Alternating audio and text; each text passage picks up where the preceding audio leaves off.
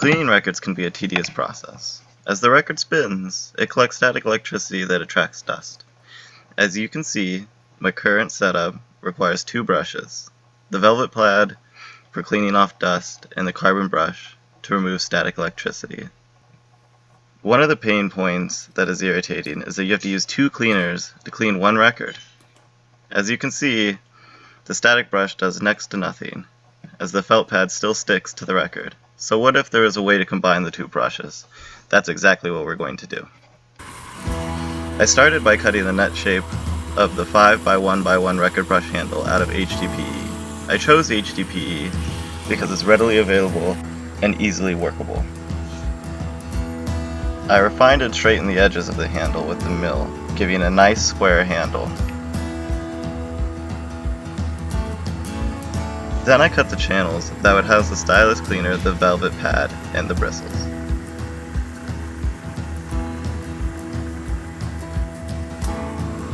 This channel is specifically used for the velvet pad, while the channel below is used for the stylus.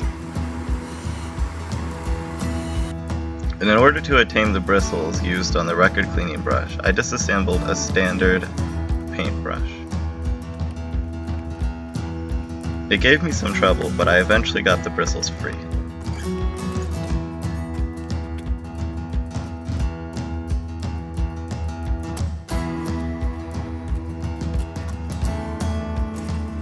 Here I realized that my channel for the bristles was not large enough. I went back to the mill and created a single large channel for both the bristles and the pad. I then used epoxy to fasten the bristles to the handle of the record brush.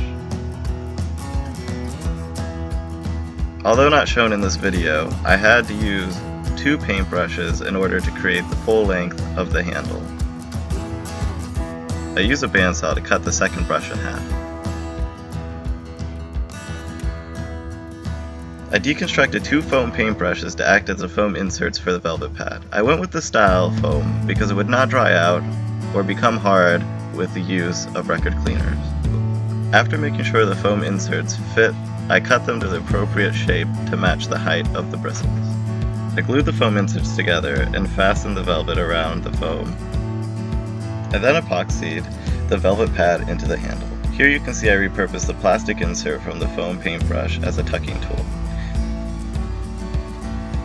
Finally, I cut and epoxied the Foam Magic Eraser Stylus Cleaner. Again, I made use of the repurposed tucker.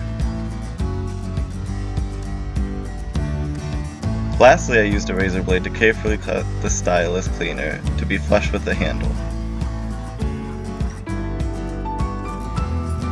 And voila, the finished product. It may not be pretty, but let's go see if it works.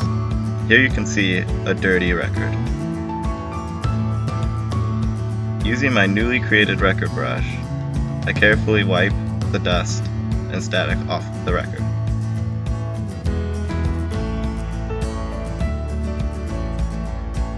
As you can see, the pad no longer sticks to the record and the record is fairly clean.